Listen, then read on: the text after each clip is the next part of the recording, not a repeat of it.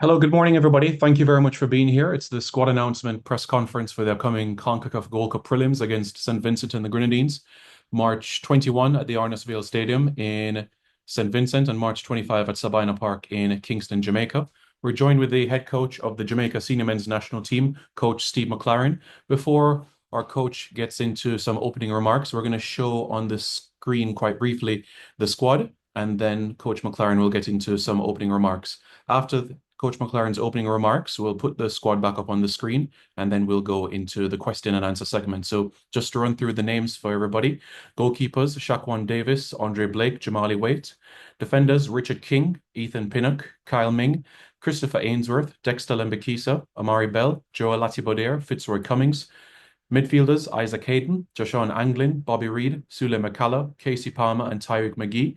And the forwards, Leon Bailey, Demarai Gray, Shamar Nicholson, Kaheem Dixon, Ronaldo Cephas, and Warner Brown. We now turn over to Coach McLaren, who will get into some opening remarks. Coach, good morning. How are you doing? Yeah, good morning, everybody, and welcome. I've got to say this morning, I woke up quite buoyed after last night.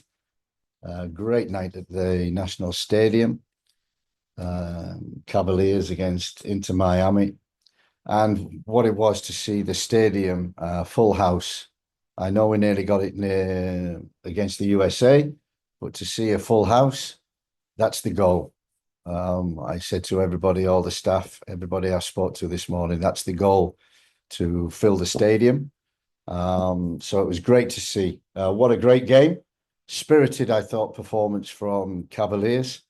And yeah, the most important thing for, I suppose, all the supporters was to see Messi playing. Not many people get and are fortunate to see Messi live. But Jamaica saw that last night. So we appreciate that from him, because he didn't have to come. I spoke to Mascherano before the game. And yeah, he said he wanted Messi to come and to play for the Jamaican people. So that's what he did. So we thank them for that. So it was a great night and a great performance by Cavaliers. The squad, we have obviously some injuries within that squad. We have Dishon Bernard, Greg Lee, Mason Holgate, who just pulled out yesterday. He has been playing in pain with his toe, and the club want to operate on that next week. They need him to play Saturday, so he'll have an injection and then an operation to remove a blackened toenail next week. So he's not eligible for us. And as we know, Antonio is recovering remarkably well. I spoke to him a couple of weeks ago. Really positive, really in good form in his rehab. He's on the treadmill, he's running, and he tells me he's going to be ready for the summer. Knowing Mikel, that could happen. So we keep our fingers crossed for that. And also Romario Williams, I spoke to last week and this week, who also has an injury. He's in pre-season. He is playing, awaiting surgery, which he needs, and so not available for this. One person, Damien Lowe, is not available. He's fit, but not available. He has personal issues, which he needs to sort out next week. So he's not available for the first leg, but we've put him on standby for the second leg. So we see the outcome of that one. It's great that we can name 9 local players. And the reason for that, I think, is obviously injuries to come to the squad, but to give them opportunities. The camp we had a few weeks ago, the 2 games against Trinidad, the work for nearly 5 days with them gave me a great insight into the abilities, the characters, and I really enjoyed that camp. Really enjoyed the 2 games, and from that working with them has given me confidence in which I can put them in the squad and know that they will do the job. So that's good. For the camp and the squad, I think we've enough experience in there from, Andre Blake, we have Pinnock, we have Latty, we have Amari Bell, Isaac Hayden, Palmer, Bobby Reed, welcome him back, Leon Bailey, Damari Gray, Shamar, all experienced players. And, we expect them to step up and see us through and get us into the Gold Cup. One other item concerning the staff, Richard Hartis, who was my assistant and goalkeeping coach, has about a month ago, 6 weeks ago, moved to Besiktas in Turkey with Ole Gunnar Solskjaer. So he's the goalkeeping coach there. But I got to say, after speaking with him, he wants to still work with Jamaica, and he's volunteered his services to come and help us qualify for the World Cup and the Gold Cup. And so he's coming in the capacity of just goalkeeping coach, which left the assistant role vacant.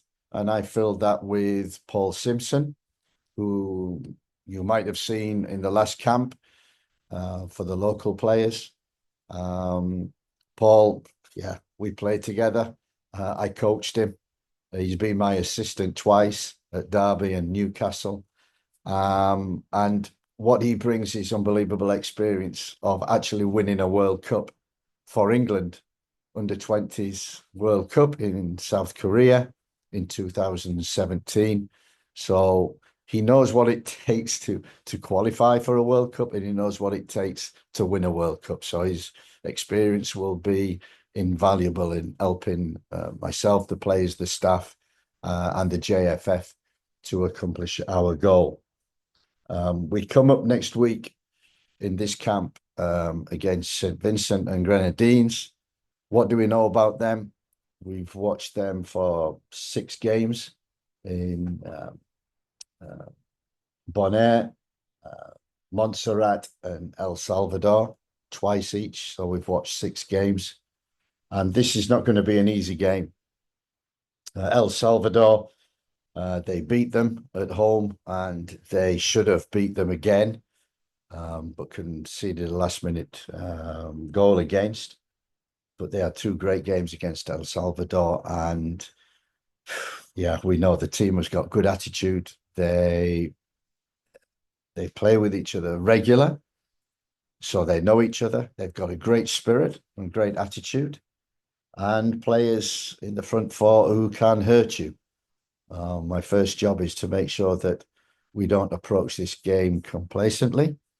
And yeah, we'll be certainly showing clips of St. Vincent and Grenadines, the strengths and how they can hurt us. If we're not right in terms of attitude, this can be a very, very difficult game for us. Our goal is really to get the job done, to qualify for the Gold Cup. It's important we do that. Important for various reasons. To do that, keep the ranking high so we get better qualification, better seeding in groups, we hope, coming up. What I want, my final message before I take questions, it's a World Cup year. It's a big year. It's a year in which we've got a great opportunity, an opportunity not achieved since '98 of qualifying for the World Cup. And everybody has to be together. Everybody has to be together. Everybody has to work together. And what I expect is, from the top to the bottom, I expect the JFF to provide us with the tools necessary to make sure that the players and the staff and everybody get the equipment and everything that we need to be able to achieve the goal of the World Cup 26. We expect the players to show commitment, attitude, and professionalism, which is the key thing, and make sure that they know this is it's a one-off opportunity to qualify for the World Cup, and the players must have that commitment, attitude, focus, and above all, sacrifice. I think it's a year of sacrifice for Jamaica, for each other, for the supporters. So everybody has to do that. The staff to show their expertise, we need that to be available and make sure that they're supported. And ultimately, I think I come full circle. I saw a full house, 35,000 in the National Stadium last night. We had 29 against the US. We want a full house again. And we'll only achieve that if we're successful and heading towards the World Cup. So the supporters get behind the teams through thick and thin. There will be ups and downs. There will be disappointments. There will be highs. But make sure that we all stick together from top to bottom. Thank you. Thank you very much, Coach McLaren, for that. We'll now open the floor for questions from members of the media. Mr. Spence, good morning. You can go ahead.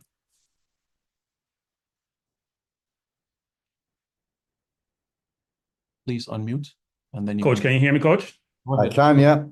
Coach, I was in St. Louis to watch a Jamaica versus USA game, and there seems to be a significant gulf in quality between the two teams. And as such, from where I sit, it seems we need better players. I also watched the JPL games, some games, two matches against Trinidad, and Cavalier recent matches against Inter Miami. Now, it appears, based on what I observed, the quality doesn't reside locally. However, we have a vast pool of eligible players in the diaspora, yet the recruitment process seems more reactive than strategic. As such, what structured approach, if any, is in place to actively scout, track, and engage its players before they commit elsewhere? And what are you doing specifically to source these players? Yeah, when I took the job, recruitment was probably, apart from the squad players, the players that were already playing, the next most important job was scouring Europe, America, wherever we could for dual nationals, players who could play for Jamaica. And all we're looking for is to develop and improve the present squad and to improve the present squad by recruitment. That recruitment process started from day one with conversations with a host of players, England, Europe, in the USA as well. And that's ongoing. I think we spoke about this a few months ago, about, you know, what it takes to get a passport in Jamaica. And the process is very long. It's very patient wearing. And we have several players now who are very close to achieving the passport that is required for them to play for Jamaica. It's been too slow. The process hasn't been. Sometimes we're flying, and sometimes we're close, and then we're far away. There's a lot of things to get a passport, and a lot of documents that the players have to collect, and documents from you talk about grandparents, so 30, 40 years ago, trying to find birth certificates, etc. In the parishes in Jamaica has been very difficult. But we're on with about 5 or 6, and we're only going to recruit players who can improve the present squad and the present team. So that has always been the goal from day one. That process is ongoing. There are a lot of people, especially in the UK, who are working towards that. A lot of people over here also, Devon Porter and Ian Campbell, through Roy Simpson, are working to get the Europeans nationalised so that they can play. Our goal is to have them available we have 2 friendlies in the UK at the end of May, 2 World Cup qualifiers. Hopefully we get through the next 2 games, the Gold Cup, and then hopefully we have the group stage of the World Cup. So we have a bit of time. We'd like them earlier. It's not been possible, but we're working damn hard to make sure that we better the players, better the squad, better the talent that we've got in there. Do you have a follow-up, Mr. Spence?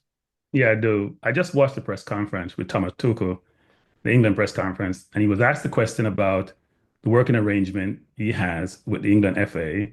And the question was more around, can you actually work remotely And he noted this was only in the inception of the role, that he's been to over 25 games, only goes back to Germany to be with his family. You are currently working remotely.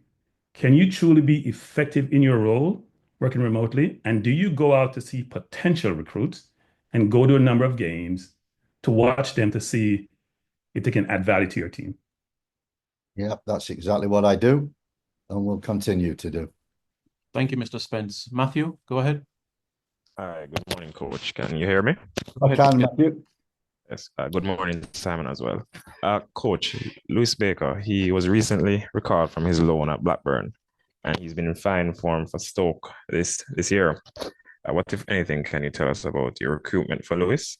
And is he someone that Jamaican fans can expect to see sometime soon? I'm not going to discuss individual players that we're looking at and what stage they're at. Lewis is on the list. And another one that the process is very slow. But yeah, it's great to see him playing for Stoke, playing very well. We're in constant contact with him, and the process goes on. Thank you, Coach. Thank you, Matthew. Dre, good morning. Go ahead.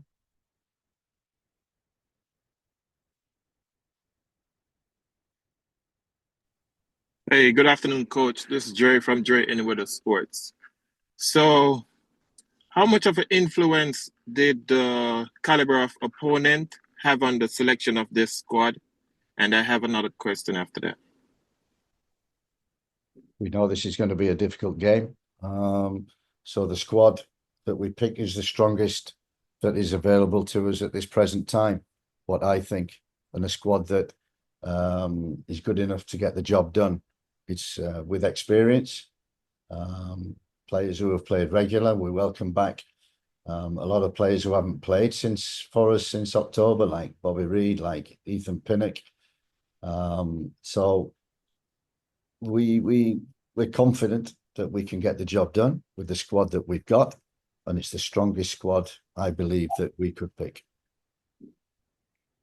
Okay, and also from last night's game, I'm not sure if you watch it, but were there any players that you were impressed with their individual performances from the Cavaliers team, of course? Yeah, obviously, we were there to, and I've seen Cavaliers probably more than any other team, so I know the players well. We had them in camp also. And yeah, some players were very, very close and now really on standby for the squad because we've had injuries already this week. We've got a weekend to go, so we'll probably get more injuries and fallout. So we need replacements. And no hesitation, we have players in the UK, but also local players now. We've included King is an integral part of our squad and our team. Ainsworth obviously comes into that as well. But they have many good players. We've looked at Atkinson, at Calvin, at Shamal Watson, Adrian Reed. So there are many good players in the Cavaliers squad and team, and they proved that over the 2 legs against Inter Miami. So there's talent on this island. I know that now. I've worked with them, and we'll continue to do that. Thanks, Dre. Livingston Scott, good morning. Yes, morning, Coach. Morning. Yes, Coach. I just wanted to ask you about Warner Brown. Do we have a number striker in the squad, but you chose him as the local striker to choose? Just give me your insight into your selection of Warner Brown. Yeah, I watched quite a bit of Warner Brown before the camp a few weeks ago. I liked him in camp. He was a goal scorer. The game we went to see him, Arnott Gardens, he scored a hat-trick. And so it was quite easy to include him in that squad. And he's one of them who I think can help us impact. He's a goal scorer. He's quick. He runs behind, and he's got an eye for goal. And we haven't got in the number 9 position anywhere in the UK or even on the island, really stand out strikers that we can pick. Shamar Nicholson comes in. Antonio was obviously our number 1. Romario Williams was also effective in the 2 games, 2 camps that we had before the new year. I liked him, but unfortunately we can't get him. So the number 9 is a position in which we need to find that hidden gem. So yeah, Shamar, Warner Brown have got an opportunity this week in the 2 games to seal a place.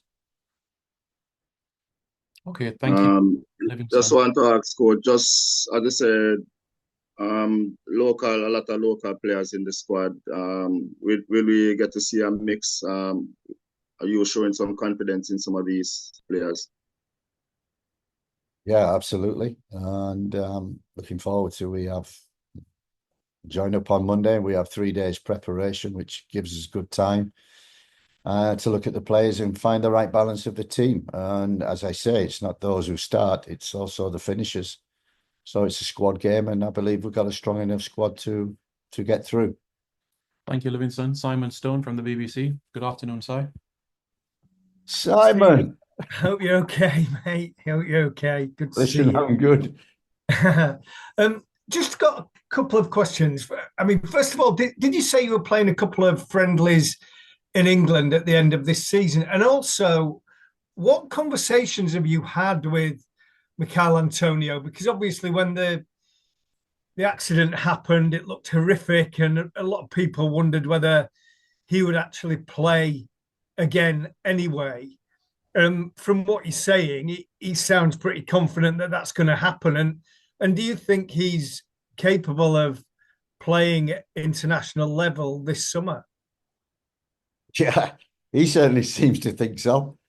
And you know, Mikel is a warrior. He's come from non-league and he's fought his way through, playing in the Premier League, playing in top games, Europe, and playing internationally for Jamaica and making an impact wherever he goes. I mean, it was horrendous, the accident. We spoke to him a couple of days after that accident, and he's one of them that I never really knew him I knew him on the field because he was always a pest whenever we played against him. But off the field, he's a true character. Great for the squad, always bubbly, always positive, and we missed that. Not just he's on the field, but off the field. I spoke to him 2 or 3 weeks ago.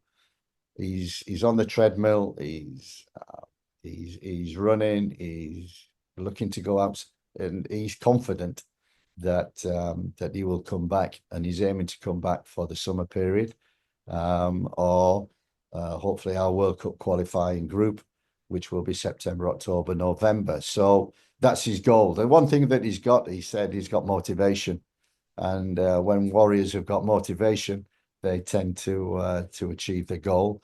And his goal is to be fit in the summer to help Jamaica qualify.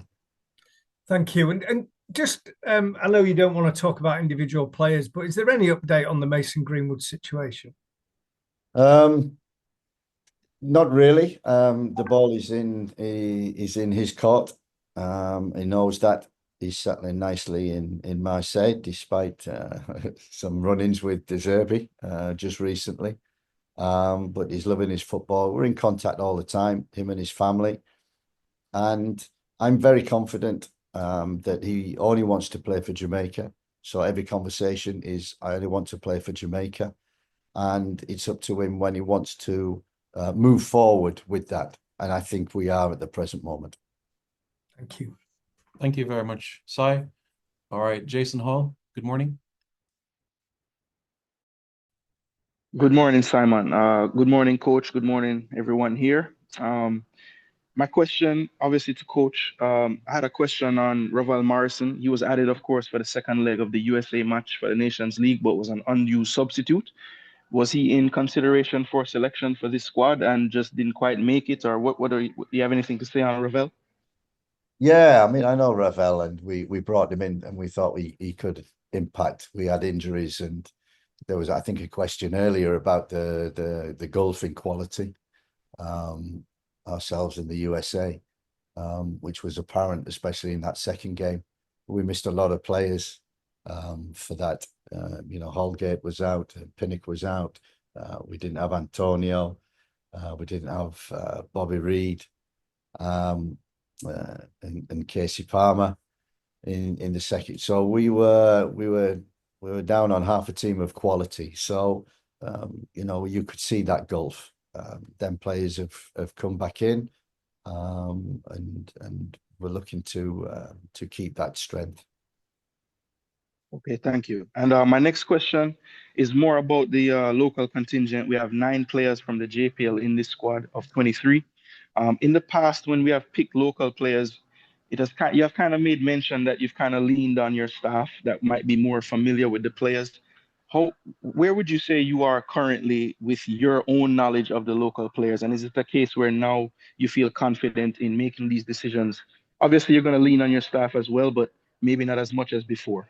No, I think from the start of the job and the first 3 camps that we had, we relied heavily on Merrin Gordon and the local staff that we've got in terms of players outside of the UK, on the island, and even in MLS, USL, players of that caliber, we relied on them. The big advantage is that over them 3 camps that we've had, we've seen a lot of players because of injuries. We've had to call in players, and we've looked at some and looked at others and discovered some gems and others who were not good enough. And we just felt that the camp in January that we had in the games in February against Trinidad, working with the players closely, day in, day out, living with them in hotels and the technical centre, that we got to know these players very well, the habits, the character. And in that 3-week period that I was over, watched a lot of games, but working with them, that's where you truly see the players.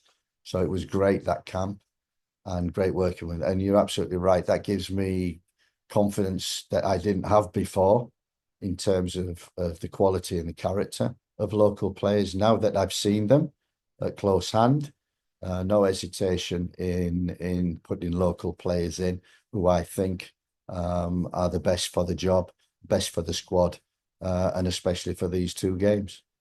Thank you, Jason. Brian Martin, good morning.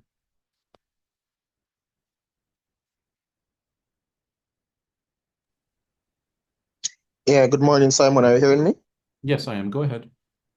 Yes, good morning, coach. Just a Morning. question on 2 players. So in the local Premier League, we have an attacking midfielder called Nikhil Ellis, who's actually been doing pretty well. Do you know anything about him? And also, recently we had a U17 World Cup qualification, which we had a young striker, Seymour Reid. I noticed you mentioned strikers just now. He's a young player who's been training with his MLS outfit and is also playing in the MLS Next Pro. Any reasons as to why he couldn't have been invited in this camp? Yeah, we've got a little bit for experience, but we certainly know the boy Fuller. And while we were over the last camp, we did have a couple of days at the technical centre where the under-17s were preparing for their camp. So we saw a lot of them players and the ability and the talents that they've got, and that was apparent in the games. Unfortunately, they got knocked out unexpectedly when probably they expected to go through. And yes, I think you're absolutely right. We need to look at these players even closer because age is not anything. If they're talented and they're good enough and they're better than what you've got, no doubt we will put them in. So these are 2 players that we've got on the radar, and we will certainly be following. As I say, for the summer, we've got heavy recruitment already in process, and different names coming to us every day, not just players in England, but also in America and other countries. So recruitment is certainly one of them important aspects of building this squad, so it's strong enough to qualify for the World Cup. Thank you, Brian. Daniel Blake, the Observer. Good morning, Daniel. Hi, good morning, Simon. Good morning, Coach. Hi, Daniel. First question in regards to Leon Bailey. After he had scored in the first leg against Club Brugge in the Champions League, he said he was really looking forward to playing in the Gold Cup qualifiers and eventually making it to the Gold Cup. He also admitted that he's had a fairly tough season, but he's a warrior, like you mentioned, similarly with Mikel Antonio. What have your conversations been with him since that last USA game in November? I know that he's been sort of in and out of the Aston Villa team, but how much confidence have you seen from him in recent games and just in your conversations with him? Yeah, the conversations are always positive. And very honest. We were very honest after the 2 USA games, and we followed him. I follow him very, very closely, and it's no coincidence. Unai Emery, he, when the big games are on, when they have to win, he always puts Leon in the team. He's got a lot of games, a lot of rotation going on. That's why he's in and out. His fitness is good when he plays. He feels good and plays well. And, you trust the judgment of top managers, and Unai Emery is a top manager. And when he picks Leon for the best games, and he's certainly over the last few weeks, certainly impacted whenever he's played. And that's what we expect. And that's the conversation that we have with Leon and everybody, Damari Gray, anybody who comes. What you're doing for your club. That's why you picked. Come and do it for Jamaica. And that's what we expect. Yeah, and second question, in all of the squads that you've chosen, you've given a lot of credit to your assistant Meron Gordon, who has been able to, help you with some of the local players and some of them who were, based in some of the European countries and in America and so forth. Have you gotten more comfortable in squad selection, especially after having that camp, knowing more of the local players while trying to blend that in with the European-based players? Yeah, I think when I got the job, took the job, I knew the squad. I knew the UK-based players within that squad. I knew the UK-based players that the JFF have been trying to recruit as well. The one thing I didn't know was the local talents, how good they were. And as you say, and rightly, I've gained confidence in terms of selecting local players. One through Meron Gordon very early on. And the second was the camp that we've had, working close hand every day, coaching, building relationships, seeing them actually with the Jamaican shirt on. And is it too heavy for some players? We certainly saw that. And it gives me a lot more confidence in saying, yes, I think he can do a job, because I know the quality that's required. So yes, I think present squad, players we're trying to recruit, and now local players, and seeing a lot more games. I'm a lot more confident in what is available on this island. Thank you, Daniel. We now go to CC. Go ahead.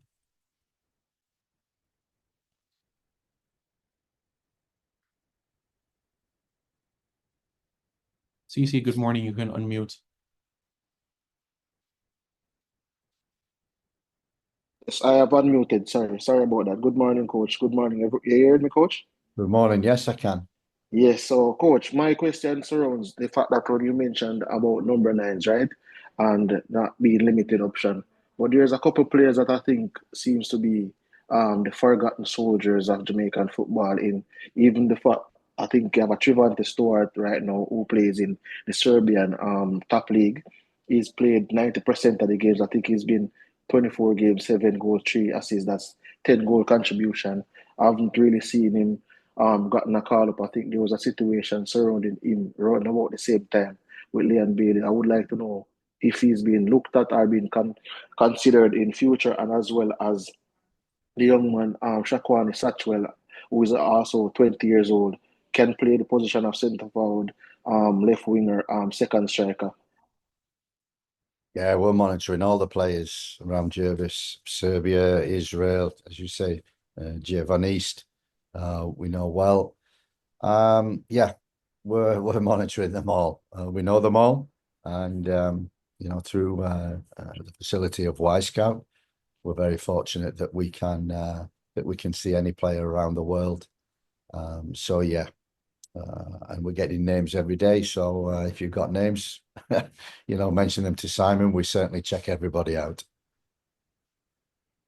Yes, so as I said though, coach, that's one thing in terms of, as I said, the two players that I had mentioned, but even the other player, Junior Flemings, who is in the UAE, and I think he scored 7 goals in 15 appearances as well. So I just wanted to know, in essence, if sometimes maybe the distance or anything, but especially for this window, if those players don't get the opportunity right now, when it comes down to World Cup qualification, where it gets a little bit more serious, would they also still be in consideration, given the fact that, as I said, they are playing in leagues that have the possibility of them competing in the Champions League, in Trevante Stewart especially, because he's in the championship round now with his team. Yeah, as I said before, any players that might be in the far corners, playing in countries that are not well known to us, then please let us know. But we're certainly, through Y Scout, we're onto that through people, through our scouts, our network. We get players, I can play for Jamaica coming in. Please give us a trial. Come watch me. We've got that many. I think now is the time where we have to have a little bit of a laser focus. We were quite broad in terms of our recruitment and looking at players before the new year. In World Cup year, now we need to be laser focused. And really, we've got a good squad, a good foundation of the squad. And really, anybody who can improve that, yeah, the door is never closed. Thank you very much, CC. Thank you very much, members of the media, for being present this morning. It's greatly appreciated. The recording will go out quite shortly, and we look forward to seeing you all quite soon. So have a pleasant rest of the day and weekend ahead, and stay tuned for further updates as well. Thank you very much, everybody. Thank you.